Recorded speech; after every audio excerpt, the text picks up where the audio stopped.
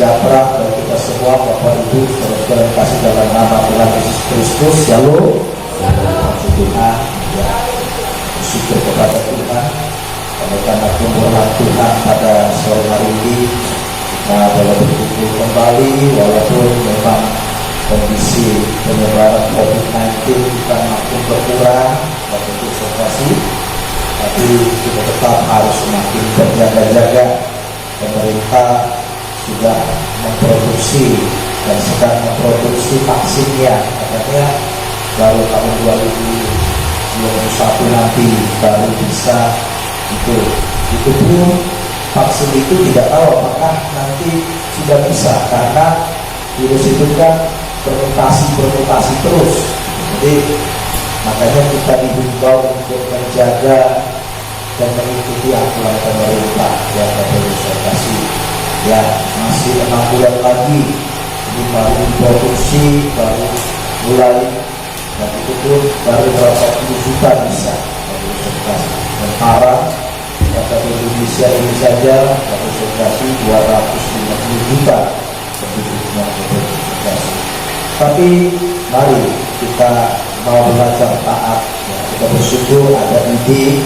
Ya, saya telepon kemarin ya bikin menggalang saya bilang ini kan lebih bagus dengan keluarga, jadi anak pun bisa dijaga. Kalau ada ide, jadi kalau kumpul tapi kalau pakai semua ada jarak sebenarnya, tapi kalau lebih nyaman, lebih enak, semua dalam kebaikan kita. Terima kasih. Memang bukan karena usaha kita terhindar, ya. Kalau sudah harus terjadi ya gimana? Tapi kita sebagai manusia yang diberi akal pikiran, ya, kita bilang kalau ada bahaya ke depan, maka orang bijak itu dia menghindar.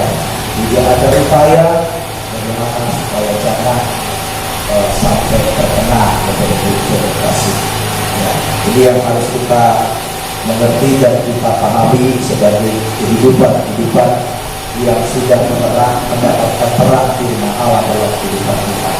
Bersama dengan istri dan kedua putri kami juga pekerja kami sampaikan salam damai sejahtera kepada kita semua. Shalom.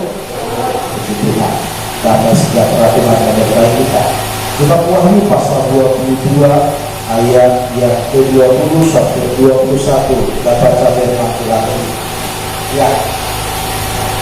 Kita Wahyu pasal 22 ayat 20 sampai 21.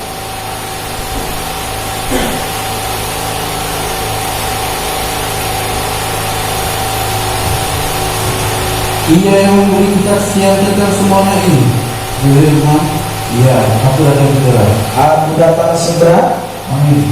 Datanglah Tuhan Yesus. Datanglah Tuhan Yesus. Ayat 21. Kasih karunia Tuhan Yesus menyertai kamu sekalian. Amin. Amin. Gereja Tuhan diingatkan dalam 2 ayat terakhir, ayat penutup kitab Wahyu, bahwa yang pertama Tuhan Yesus akan datang kembali. Jadi yakinkan bahwa Tuhan Yesus akan datang kembali menjemput kita. Amin. Yakin, saudara. Dia akan datang. Lalu yang kedua, apa dikatakan di sini? Gereja yang menyatakan siap untuk datang pada ayat 21 harus hidup dalam kasih karunia. Ya, kita mendengar banyak kasih karunia Tuhan, kebaikan, umur panjang, dan juga firman Allah yang menegur kita itu kasih karunia Tuhan. Tapi ada kasih karunia Tuhan yang lebih dari itu. Selain berkat, ketenangan, keselamatan, ada juga perpikulan salib, itu kasih karunia. Nah sekarang bagaimana gereja Tuhan menyikapi kasih karunia yang Tuhan berikan? Kita baca 2 Timotius pasal yang kedua ayat 1. Kita sudah mendengar 2 ya sikap yang benar terhadap kasih karunia Tuhan. Yang pertama, jangan sia-siakan kasih karunia Tuhan. Yang kedua, jangan menjauhkan diri dari kasih karunia Tuhan.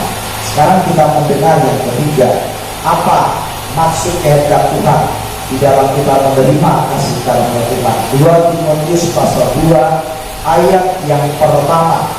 Sebab itu Sebab itu, hai anakku, Hai anakku, jadilah kuat oleh kasih karunia dalam Kristus Yesus. jadilah kuat oleh kasih karunia Yesus Kristus. Apa artinya? Singkatnya bagaimana? Gereja yang sudah menerima kasih karunia Tuhan, mereka harus menjadi gereja yang kuat, semakin kuat. Ya, kita sudah dengar tentang kasih karunia Tuhan, terutama hal pemberitaan memikul salib. Tuhan izinkan kita memikul salib bukan karena kesalahan kita, tapi karena orang tidak suka kita mengikut Yesus. Kita mengalami penderitaan karena kita mau berkorban untuk Tuhan, kita mau melayani Tuhan. Nah, diingatkan kepada kita, jadilah kuat. Jadilah kuat dalam kasih karunia ini. Yang kedua, bagaimana kita menerima berkat dari Tuhan? Harus semakin kuat imannya. Ada banyak orang udah makin diberkati Tuhan, tapi bukan makin kuat imannya. Prakteknya apa? Makin jauh dari ibadah dan pelayanan. Makin jauh dari ibadah dan pelayanan. Harusnya kan sudah Tuhan makin berkati, dia percaya dengan dia beribadah kepada Tuhan, dia akan diberkati Tuhan. Tuhan tunjukkan berkatnya, Tuhan tunjukkan pertolongannya, Tuhan berikan kebaikan. Tapi setelah dia mendapatkan itu semua, mulailah dia berangan-angan seperti orang kaya bodoh itu. Bapak Ibu Saudara kasih, bagaimana dikatakan dalam firman Tuhan, orang kaya bodoh itu sudah banyak berkatnya, dia justru malah sibuk. Apa katanya? Aku akan membongkar lubungku dan memperbesarnya. Apa kata dari mana? Dia tidak tahu hari ini juga nyawanya diambil. Mau kemana katanya? Harusnya kita semakin diberkati oleh Tuhan, harus semakin kuat mengikuti Tuhan. Tidak khawatir lagi, wah Tuhan sudah bimbing saya, Tuhan sudah jagai saya, walaupun saya punya kesusahan, ada waktu Tuhan menolong saya sakit, saya juga bertolong oleh Tuhan, keluargaku dilindungi oleh Tuhan. Harus makin kuat, makin kuat, tidak terucuk rayu. Bagaimana dalam firman Tuhan kisah perumpamaan tentang raja yang membuat pesta. Bapak Ibu Saudara kasih, mereka adalah orang-orang yang diberkati oleh Tuhan. Ya, raja itu mengundang mereka satu persatu. Mulai adalah apa katanya? Aku baru nikah, maaf dulu ya, aku tidak bisa ikut menghadiri pestamu ya raja. Raja yang dimaksud adalah Tuhan. Pesta rohani beribadah kepada Tuhan. Tapi setelah dia menikah, aku mau senangkan dulu istri, mau berbulan madu. Boleh bulan madu, tapi jangan sampai meninggalkan ibadah. Oke, tidak beribadah di tempat ini, dia berjalan-jalan ke tempat lain bulan madu. Di tempat lain kan ada juga tempat ibadah. Amin. Harus beribadah. Tadi sebelum menikah Tuhan, siapa jodohmu? Kalau di gereja, ya? Siapa Tuhan? Tolonglah Tuhan. Umurku ini sudah mau masuk kepala 4. Ya, mau masuk kepala 3 aja sudah bingung orang. Apa? Mau masuk kepala 4. Tambah lagi kepala 5. Bukan makin dulu belum dapat. Setelah dapat mau. Yang satu berkata, aku baru membeli beberapa ekor lembu. Aku mau pergi melihatnya. Bukankah itu bisa dilihat setelah selesai pesta, setelah selesai beribadah? Amin. Bisa. Kan sudah dibeli. Belum mau negosiasi. Beda kalau mau negosiasi. Ya, aku jangan nanti kalau aku tidak ketemu dia ini, ya negosiasi harganya biasa lebih mahal. Kalau sekarang ini sudah dibeli. Aku baru beli ladang, aku mau lihat ladangku. Harus kita semakin diberkati Tuhan, harus semakin kuat dalam mengikuti iman. Makin nanti diingatkan saya dan kita semua, ayo jiwaku, rupanya kau masih jauh dari dekat Tuhan. Perbaikilah diri, dekatkanlah dirimu kepada Tuhan. Ya, kalau kita sudah dekat, sekarang tugas kita bersaksi kepada yang lain.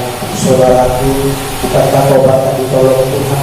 Jangan dekatkan diri itu kepada Tuhan hanya saat kesusahan. Memang ada ayat firman Tuhan, apa katanya? Marilah kepadaku yang letih lesu dan beban. Nah, ayat ini terus yang dipakai kalau sudah susah. Ya. Jadi sekali berarti setelah dijawab. Betul juga ya ayatnya. Tapi salah besar kita kalau kita sudah mendapat pertolongan Tuhan, kita tidak mendekatkan diri kepada Tuhan. Nah ini Bapak Ibu Saudara, bagaimana kita bisa kuat? Nah kita lanjut Bapak Saudara, tadi ayat 1. Mengapa dikatakan kuat dalam kasih karunia? Karena apa? Bagaimana? Kita baca pada ayat yang ke-2 sampai kita baca nanti sampai ayat yang ke 5. Bapak Ibu Saudara, ya nanti kita baca sampai ayat yang ke-5. Nanti kita baca dulu ya. Ayat 2, tadi kan ayat 1. Coba kita baca ayat 1 di awal, ayat 1 sampai 4. 2 Timotius 2 ayat 1 sampai yang ke-6 sampai ke-6. Berarti 5 ya ayat 6. Ya.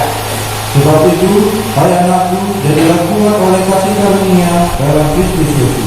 Ya, apa ya? Apa yang telah engkau dengar daripadaku, Ya, di depan banyak saksi, ya, percayakanlah itu percayakan itu kepada orang-orang yang dapat dipercayai, yang juga dapat mengajar orang lain. apa itu? Ayat yang ketiga dalam kasih karunia kita menjadi kuat. Yang pertama, Itu kau menderita sebagai seorang prajurit yang baik dari Kristus Yesus, dari Kristus. Kemudian seorang prajurit yang sedang berjuang, ya, tidak memusingkan dirinya dengan soal-soal kehidupannya, tidak memusingkan dirinya dengan soal-soal penghidupannya, supaya dengan demikian dia berkenan kepada komandannya. ya, kemudian Seorang olahragawan hanya dapat memperoleh mahkota sebagai juara apabila ia bertanding menurut peraturan olahraga.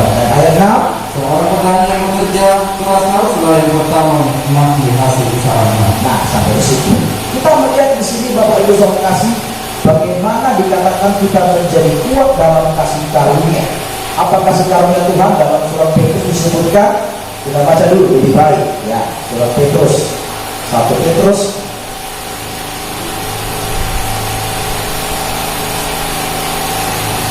pasal yang kedua ayat yang ke-19 sampai 20. 1 Petrus pasal 2 ayat 19 sampai 20. Sebab adalah kasih karunia ya, jika seorang mereka sadar akan kehendak Allah melalui penderitaan yang tidak dia harus tanggung. kemudian sebab Dapatkah disebut pujian ya, jika kamu menderita pukulan karena kamu berbuat dosa? ya, tetapi Jika kamu berbuat baik dan karena itu kamu harus menderita, maka itu adalah kasih karunia pada Allah. kasih karunia kepada Allah di sana dibuktikan, disebutkan, dijelaskan kepada kita bagaimana kita berbuat baik namun mendapat hal yang tidak baik dari orang lain. Ya, kita tidak dihargai, tidak dihormati, justru dibalas. Kalau kita berbuat jahat dibanding nanggap, itu biasa, itu lumrah. Tetapi kalau baik dibalas dengan yang jahat, itu tidak biasa. Nah ini Bapak Ibu Saudara kasih. Ya, nah ini Bapak Ibu Saudara kasih. Nah bagaimana kita tetap berbuat baik? Ya, orang lain berbuat jahat kepada kita, kita tetap berbuat baik kepada mereka. Nah ini disebut kasih karunia. Nah, dihubungkan dengan menjadi kuat dalam kasih karunia di dalam surat 2 Timotius pasal yang kedua ayat 1 sampai yang ke-5 dikatakan di sana kamu harus menjadi kuat dalam kasih karunia. Apa yang dimaksud menjadi kuat dalam kasih karunia? Yang pertama, seperti seorang prajurit. Dikatakan di sini. Bapak Ibu, dikatakan prajurit, apa menjelaskan? Prajurit itu ialah dia tidak memusingkan dirinya dengan soal-soal penghidupannya, supaya dengan demikian dia berkenan kepada komandannya. Kekuatan seorang prajurit, bagaimana kita bisa kuat seperti seorang prajurit yang bagaimana? Yang siap berperang, yang siap berjalan maju menghadapi apapun demi menyenangkan hati komandan tanpa memiliki penghidupan. Penghidupan itu apa? Baik soal kebutuhan hidup maupun keselamatan dirinya. Yang penting dia menyenangkan komandan. Siapa komandan kita? Tuhan Yesus. Kristus Yesus sudah menunjukkan bagaimana kehidupan yang harus berjuang. Dia menjadi teladan, dia menjadi contoh yang harus kita ikuti. Nah di sini Bapak Ibu Saudara kasih, sebagai seorang prajurit, kita adalah laskar Kristus tersebut. Kita pengikut Kristus. Kita pejuang-pejuang rohani, pahlawan-pahlawan rohani. Seorang dikatakan pahlawan karena apa? Karena dia berjasa, ya, untuk sesuatu. Ya, ada disebut pahlawan kemerdekaan, ada pahlawan pembangunan, karena dia yang memulai, dia yang mengambil ide, dia mengambil keputusan. Ya, ada pahlawan reformasi, bagaimana dia bisa mengubah mereform sebuah keadaan, bentuk pemerintahan keadaan yang tidak baik selama ini. Nah sekarang kita pahlawan Kristus, bagaimana kita sebagai kehidupan yang mau berkorban, berjuang untuk menegakkan kerajaan Allah di muka bumi ini. Nah ini Bapak Ibu Saudara kasih. Nah kita harus menjadi seperti seorang prajurit yang menyenangkan hati komandan, tanpa memikirkan penghidupan, baik kebutuhan perut maupun keselamatan. Prakteknya bagaimana?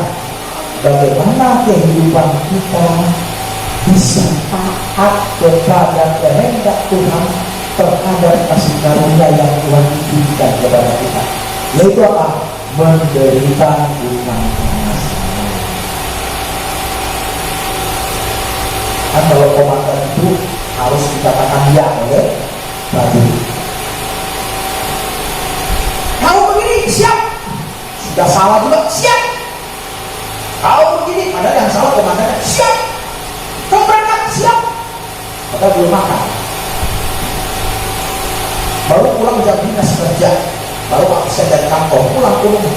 Ada masalah telepon sama komandan, kau pergi ke sana, siap, siap, siap. Belum sampai ke rumah, masih di tengah jalan, sudah siap pergi, belum makan malam, sudah. Demikianlah kehidupan kita. Gereja yang menjadi kuat dalam kasih karunia ditampilkan sebagai seorang prajurit yang siap berkata ya apapun.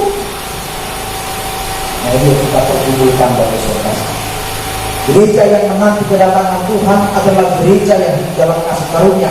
Prakteknya dia kuat, apapun itu dia akan taat dan setia kepada perintah ini. Mari Bapak Ibu Saudara, mari Bapak Ibu Saudara. Hari ini kita dengar firman Allah Tuhan. Saya bukan orang yang taat, tidak mau belajar. Aku banyak sekali melanggar aturan-aturan. Makanya ketaatan kita itu Bapak Ibu Saudara bisa kita mulai apa? Kedisiplinan. Kedisiplinan itu ketaatan Bapak Ibu Saudara. Ya.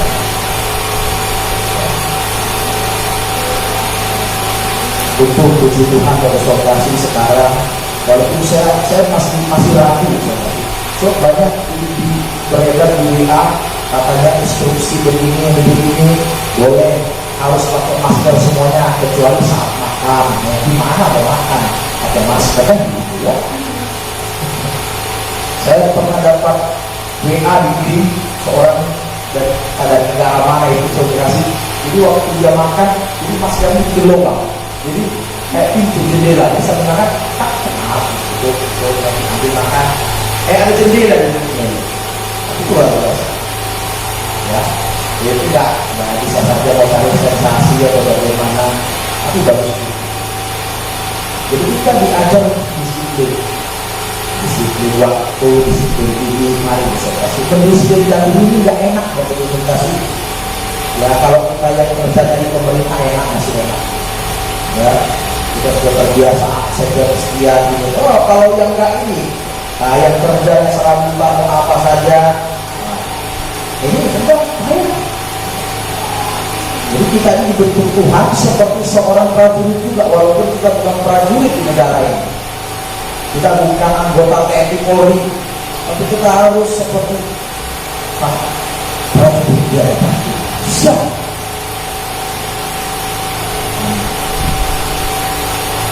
Siapkah kau memikul salib setiap hari? Kita kasih tahu bagaimana memikul salib. Siapkah kau memikul salib setiap hari? Karena perintah Tuhan dalam Injil Lukas para sahabat apa? Pikul salib setiap hari. Apa pikul salib itu? Kita lihat lah. Kita nggak pikul salib orang, kita nggak pikul salib Tuhan.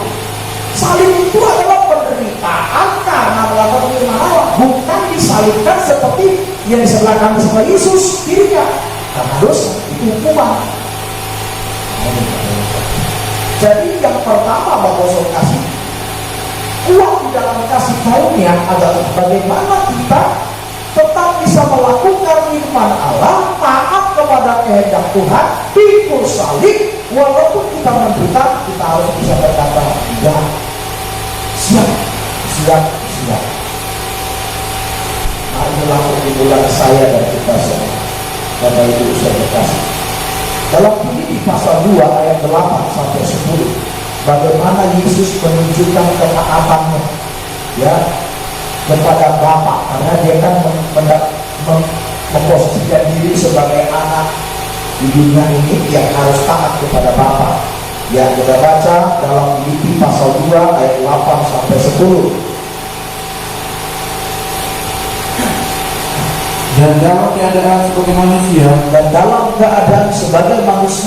ia telah merendahkan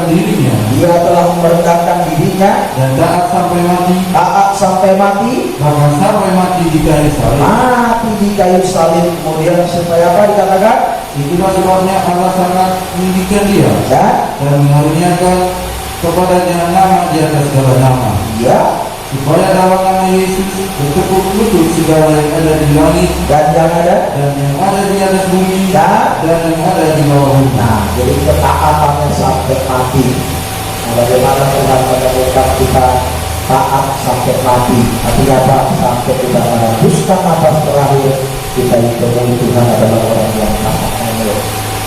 Sebab Tuhan Yesus itu datang kali kedua dalam dua bentuk. Bagi seseorang yang tidak berlaku untuk kedatangan secara massal yaitu dari surga untuk menjemput orang yang masih hidup, maka kematiannya ada kedatanganlah menjemput kita hari ini atau besok tanpa diketahui oleh siapa. Masa waktu ini untuk menghadap Tuhan dalam kematian. Makanya orang masuk surga itu ada dua jalurnya. Ada yang harus mati, ada yang tetap hidup sampai ketika Tuhan datang kali kedua turun dari surga. Ya, jadi kita mengerti bahwa Tuhan datang menjemput kita. Nah, jadi ketaatan adalah hal yang kita harus taat lakukan dalam hidup kita. Menjadi kuat, bagaimana kita kuat seperti seorang prajurit. Mau makan apa nanti, istri mau makan apa, atau bersama anak dan kita kalau kita datang di tugas ini, pokoknya siap. Jadi kita.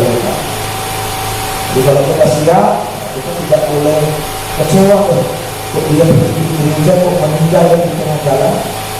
Ya, tadi saya ada seorang anggota konsultasi, dia pergi habis melayani, dia kecelakaan di jalan.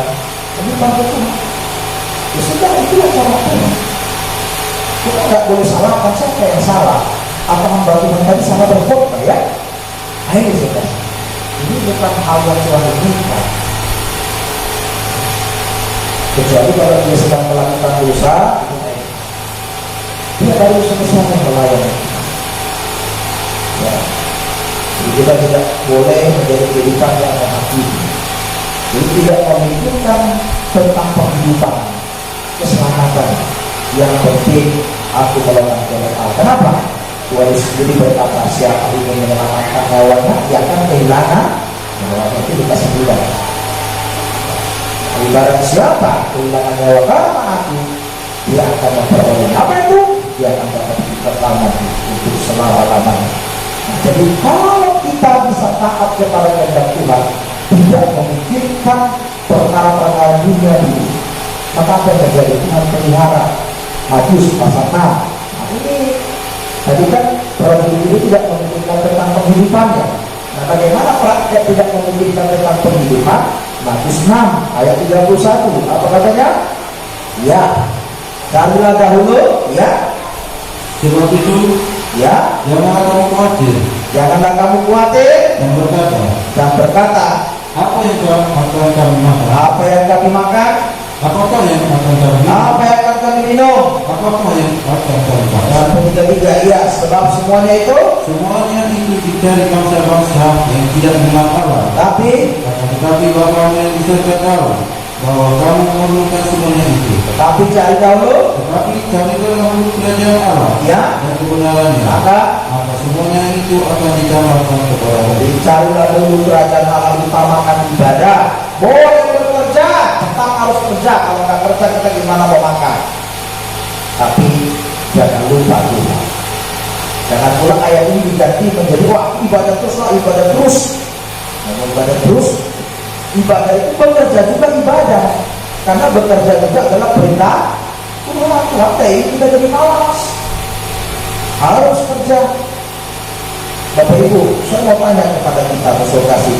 Adam dan Hawa itu kan diberkati Tuhan waktu dia berada di taman Eden, betul kan? Semua sudah ada. Apa yang diadakan di sana? Tuhan sudah ciptakan semua binatang apapun, walaupun yang Tuhan izinkan bagi mereka adalah tumbuh-tumbuhan yang berbiji untuk dimakan. Ya, tetapi apa? Ya, Tuhan tidak mau manusia itu menjadi pemalas. Sudah Tuhan kasih berkat, Tuhan kata apa? Jaga, pelihara. Coba baca ya Kejadian. Ya, kita Kejadian. Ya.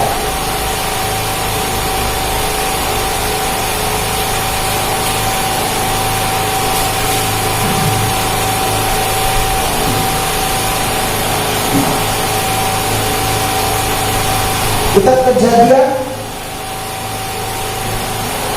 pasal yang kedua. Ya. Kita baca ayat yang ke-15.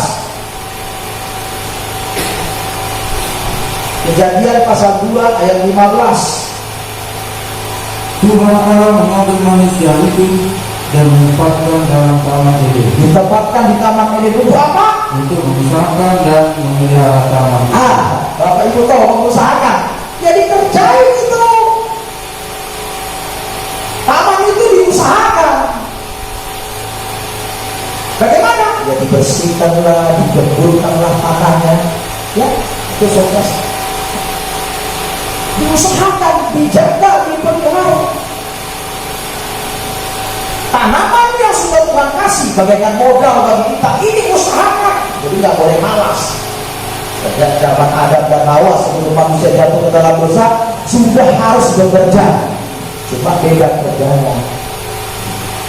Tapi setelah manusia melakukan dosa, Tuhan tidak melakukan seperti itu lagi. Dikeluarkan mereka, Tuhan bilang, apa yang kau tanam justru semak duri yang kau tumbuh capek malah. Makanya sampai sekarang semak duri tidak pernah kita tanam. Sudah kita bikin di pot itu, bersihkan tanahnya, kembang itu kita bikin, bagi tumbuh juga ya kan? Itu kenapa sampai sekarang terjadi? Itulah peringatan Tuhan kepada kita. Ini loh akibat dosa nenek moyangmu, makanya jangan. Kalau kita lihat kasih ada dua yang kita ingat sampai sekarang, dan kalau kita baca dalam Alkitab itu tertulis, semak duri ditumbuhi, lalu yang kedua apa? Perempuan melahirkan sakit, kan itu sakit aruhannya. Itu loh Bapak Ibu Saudara. Jadi kenapa sampai sekarang terus memang tetap Tuhan pelihara, Tuhan jaga kita yang mau percaya kepada Dia, tapi kita harus Tuhan jaga supaya manusia ingat ini loh. Nah, jadi Kalau sudah dari dulu saat nenek moyang kita sampai sekarang masih juga begitu, jangan tambah-tambahin dosa. Kalau sekarang ada dosa pada kita, guguli itu supaya dilepaskan, jangan tambahin. Amin. Iya, yuk. Contohnya kita masih suka sombong, yuk kita buang pelan-pelan ya. Kita tidak kita suka kali tak suka mendengar kalau orang ngomong nggak baik tentang kita. Ya. Nah ini Bapak Ibu saudara. Jadi kekuatan seorang prajurit ini yang tidak memikirkan tentang penghidupannya, sekarang bagi kita kuat di dalam kasih karunia seperti seorang prajurit adalah bagaimana kita tetap mencari Tuhan dalam keadaan kondisi apapun, sesulit apapun tetap cari Tuhan. Seperti sekarang ya COVID-19 ya, kalau ini berlangsung sampai tahun depan lagi, sudah pemerintah temukan vaksinnya, muncul lagi corona yang lain jenisnya. Apalagi apa kita nggak beribadah? Ya makanya ya sudah lah. Kalau sekarang kita beribadah harus pakai helm ya. Ya kalau sekarang kan masih pakai ini, mungkin nanti pakai helm kan? Ya kan pakai helm. Ya. Kalau mungkin muncul yang lain, kita nggak tahu.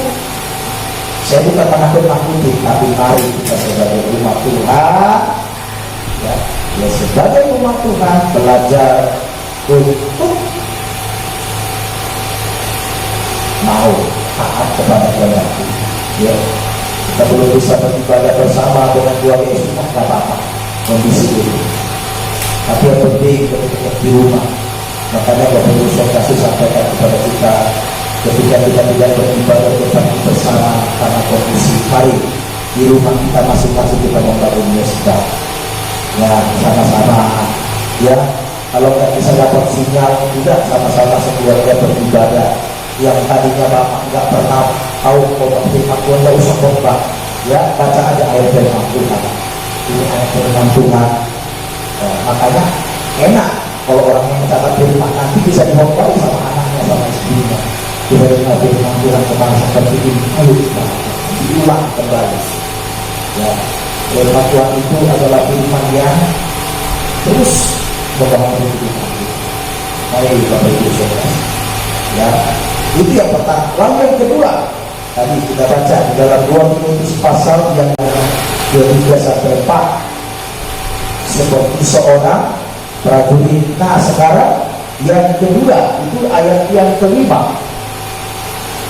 Seorang olahragawan hanya dapat memperoleh mahkota sebagai juara apabila ia bertanding menurut peraturan olahraga. Dihubungkan ayat 1, kamu menjadi kuat dalam kasih karunia, yakni apa? Seperti seorang olahragawan. Olahragawan bagaimana? Dituntut untuk bertanding sesuai dengan aturan, berarti jujur, ikut aturan. Nah, praktek dalam kehidupan kita, bagaimana kita menjadi kuat di dalam pemikulan salib? Kita tetap mematuhi perintah Tuhan. Ayo kita bekerja sesuai dengan aturan Tuhan. Kita belajar jujur, kita belajar taat, ya taat. Inilah menjadi kuat dalam kasih karunia. Seperti seorang olahragawan dituntut untuk bertanding sesuai dengan aturan. Prakteknya dari mana? Bagaimana kita sebagai kehidupan yang melayani Tuhan di dalam menghadapi pemikulan salib penderitaan, kita tetap dituntut untuk menjadi pelayan Tuhan yang hidup dalam kebenaran. Contoh, kalau pekerjaan kita belajar berkenalan. Ya. Kaum muda juga sebagai mahasiswa, sebagai siswa, ayo belajar dengan benar, jujur. Olahragawan itu dituntut ketaatan pada aturan, biarpun dia duluan sampai menang. Ya namanya kalau olahraga kan ada yang sampai duluan sampai dia yang menang, tapi ada juga main skor. Ya kan seperti kalau bertinju main skor. Ya. Nah, tapi kalau mau cepat ya, kalau tumpah melawan langsung dia menang. Tapi kalau dia menunjuknya nggak sesuai, ya ini di luar aturan, maka dia didiskualifikasi, kalah. Jadi Bapak Ibu saudara kasih. Jadi ada aturan yang harus diikuti. Ya. Nah, kita juga sebagai kehidupan menjadi kuat dalam kasih karunia. Bagaimana kita dalam kasih karunia Tuhan? Kita diberkati Tuhan tetap bertanding dalam pertandingan iman yang benar. Ya. Rasul Paulus katakan dalam surat 1 Korintus bagaimana? Aku bukanlah seorang petinju yang sembarangan meninju. Ya, aku lari begitu rupa.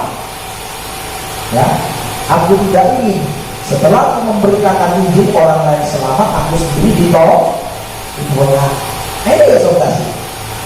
Nah, Tuhan ingin kita ketika kita bertanding iman, ketika kita melakukan pekerjaan, berlari mengejar kerajaan surga, pahala di depan, lewat ibadah melayani, mari kita layani juga praktek hidup kita hidup.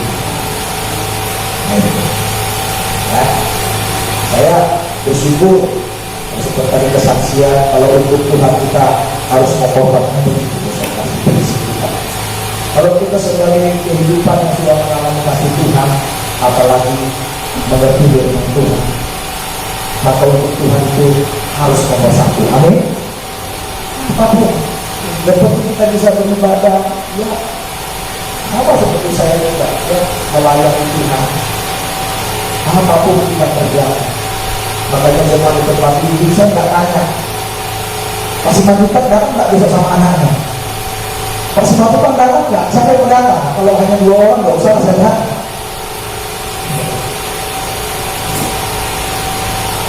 Ini tempat kita. Tapi karena ada kondisi COVID dan sebagainya, hal yang bisa ini, tidak, kita kadang-kadang harus beribadah di rumah. Ya, kalau tidak bisa mengikuti live streaming dan jadi, ya, ayo kita praktekkan bersama-sama di dalam keluarga. Ya, mungkin Tuhan izinkan kita beribadah bersama-sama di keluarga. Kenapa selama ini kita sibuk kerja, ya, makan siang belum tentu bisa ketemu. Kalau malam, ya, mungkin bisa saja. Ya, pagi jarang, tapi itulah waktu yang Tuhan izinkan kepada kita. Jadi yang kedua, seorang olahragawan. Nah, 1 Korintus pasal 9 kita baca. Ya, 1 Korintus pasal 9 ayat 25 sampai 27. Ya, bagaimana dikatakan di sana 1 Korintus pasal yang ke-9 ayat 25 sampai 27. Seorang olahragawan itu seorang petangki, seorang petarung. Ya, 1 Korintus 9 ayat 25 sampai 27. Apa katanya? Tiap-tiap orang yang turut mengambil bagian dalam pertandingan menguasai dirinya dalam segala hal. Ya, Mereka berbuat demikian untuk memperoleh suatu mahkota yang panas. Tetapi kita untuk memperoleh suatu mahkota yang abadi. Sebab itu aku tidak berlari tanpa tujuan. Aku berlari bukan tanpa tujuan, dan aku bukan petinju yang sembarangan saja memukul. Ya, kemudian tetapi aku melatih tubuhku. Aku melatih tubuhku dan menguasainya seluruhnya. Dan aku menguasai seluruhnya supaya apa? Supaya sesudah memberitakan Injil kepada orang lain. Supaya setelah memberitakan Injil kepada orang lain, jangan aku sendiri ditolak. Jangan aku sendiri ditolak. Nah, ini Bapak Ibu saudara. Jadi bagaimana kehidupan kita itu kuat di dalam kasih karunia, dalam hal ini dipraktekkan seperti seorang olahragawan. Kita bertanding menurut aturan. Jadi dalam keadaan sulit kita tetap kuat mengikuti Tuhan. Prakteknya apa? Kita ikut aturan Tuhan. Walaupun saya harus makan makanan tempe, yang penting saya tidak melakukan dosa di dalam kehidupan. Nah itu. Walaupun saya harus makannya 2 kali sehari, kemarin saya 3 kali sehari karena kebutuhan ekonomi sekarang, ya, aku tidak akan terpengaruh. Aku akan tetap bekerja sesuai dengan aturan. Ini tidak mudah, Bapak Ibu. Ya, tidak mudah. Itu yang kedua. Dan yang ketiga, kita lihat tadi di dalam 2 Timotius pasal yang kedua ayat yang ke-6. Seorang petani yang bekerja keras haruslah yang pertama menikmati hasil usahanya. Menjadi kuat dalam kasih karunia dihubungkan seperti kekuatan seorang petani. Bagaimana seorang petani? Yang Yakobus 5, kita baca Yakobus 5 ya. Ada tadi dikatakan seperti seorang prajurit, seperti seorang olahragawan, sekarang seperti seorang petani. Bagaimana seorang petani itu? Kekuatan seorang petani bagaimana? Kita baca di dalam Yakobus 5 ayat 7 sampai 11. Karena itu, saudara-saudara, bersabarlah sampai kepada kedatangan Tuhan. Sabarlah sampai kedatangan Tuhan. Jadi kalau dikatakan kasih karunia Allah menyertai engkau, apa dikatakan tadi pada Wahyu pasal 22 ayat 20, aku datang segera. Nah, dikatakan di sini kepada petani, saudara-saudara, sabarlah sampai pada kedatangan Tuhan. Sesungguhnya kita baca seorang petani, sesungguhnya petani menantikan hasil yang berharga dari tanahnya, ya, dan ia sabar sampai telah turun hujan, musim gugur dan hujan musim semi. Kemudian ayat 8, kamu juga harus bersabar dan harus menegurkan hatimu karena kedatangan Tuhan sudah dekat. Kemudian saudara-saudara, janganlah kamu bersungguh-sungguh, jangan bersungguh-sungguh dan saling mempersalahkan, supaya kamu jangan dihukum. Sesungguhnya hakim telah berdiri di ambang pintu. Terus sampai 11, ya. Saudara-saudara, turutilah terhadap penderitaan dan kesabaran para nabi, Ya, yang telah berbicara demi nama Tuhan. ya. Sesungguhnya kami menyebut mereka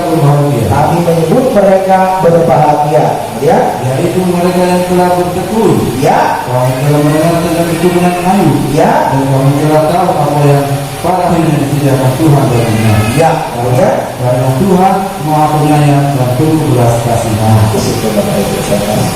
yang ketiga, menjadi kuat dalam kasih karunia dikaitkan seperti seorang petani. Bagaimana dia sabar sampai melewati hujan musim gugur, hujan musim semi. Ini hal-hal yang semua, ya, keadaan yang tidak baik, ya, dia sabar, ya, tetap menanti kedatangan Tuhan. Orang lain ini kanannya pilihannya sudah berjatuhan, ya, tetapi dia tetap setia kepada Tuhan. Dia tetap mau sanggup. Bagaimana saya dan kita semua, Bapak Ibu, saudara kasih, bisa sabar menanti waktunya Tuhan. Kedatangan Tuhan itu baik menolong, ya, maupun juga menyelamatkan. Kalau menyelamatkan nanti dia datang kali kedua, baik menjadi secara pribadi kita diambil nyawa kita, atau dia datang dari surga langsung menjemput kita yang masih hidup dalam Tuhan belum meninggal, untuk diubahkan sekejap seperti yang dikatakan firman Tuhan. Nah, kita lihat di sini bagaimana kita sabar menanti waktu Tuhan, tetap kuat menderita, tetap kuat mengikuti Tuhan setia, sabar. Jadi kita mengatakan sabar dalam susah sukar pun, sabar Tuhan ada sertamu, sabar, sabar Tuhan beri kuat padamu. Bagaimana saudara? Hari ini Tuhan ingatkan saya, Tuhan maha sayang, Tuhan lagi di kita semua. Bagaimana bisa kita kuat di dalam kasih karunia Tuhan? Kasih karunia Tuhan itu berkat Tuhan. Bagaimana ketika kau sudah berkat Tuhan tetap kuat mengikuti Tuhan? Ya, seperti seorang prajurit tidak mau, tidak berkata, tidak harus yakin. Bagaimana seperti seorang olahraga, dia harus mengikuti pertandingan dengan benar. engkau diberkati Tuhan, engkau mengalami kasih karunia Tuhan, kebaikan Tuhan, maka engkau harus bekerja dengan benar Tuhan. Seperti seorang petani sedang, mungkin kau belum menikmati hasil dari apa yang kau kerjakan, tapi kau harus tetap sabar dan sabar. Apapun yang kau hadapi, sabar. Kalau hari ini kau harus menghadapi keadaan kesulitan ekonomi, yang penting engkau masih bisa selamat dan sehat. Amin. Ya, itu kita harus syukur. Jangan kita bersyukur kalau yang sudah kita inginkan itu tidak tercapai. Berkat yang paling mahal dari segala yang kita terima dari Tuhan, yang pertama adalah kesehatan. Lebih dari kesehatan adalah keselamatan. Keselamatan sudah Tuhan kasih kematian kita sekali. Keselamatan. Ya. Silakan pemerintah saja Bapak Ibu soal kasih. Ya. Lihat Bapak Ibu soal sekarang. BPJS kemarin sempat naik. Ya, digugat di mahkamah. Ya. Turun. Naik lagi. Nah. Naik lagi. Apa siapa? Ya. Jadi bersyukurlah kita kalau kita masih diberi kesehatan. Ya. Kesehatan itu jauh. Untuk apalah makanan begitu banyak di depan kita, tapi kita sakit. Cuma kita tidak lihat aja. Mengapa masa sakit hati tidak? Karena nggak bisa menikmati. Nah kita nikmati, kita tambah sakit. Syukurlah kita kalau kita masih diberi kesehatan. Kalau sepanjang tahun ini Tuhan masih hanya beribadah kepada kita cukup dengan gaji, buat pengagamaan naik kebutuhan banyak, ya syukurlah karena kau masih diberi kesehatan. Ya, tetaplah kuat dalam Tuhan, iman mendalam sampai pada kedatangan Tuhan selalu berdiri. Kedatangan Tuhan berkasih saya dan kita semua.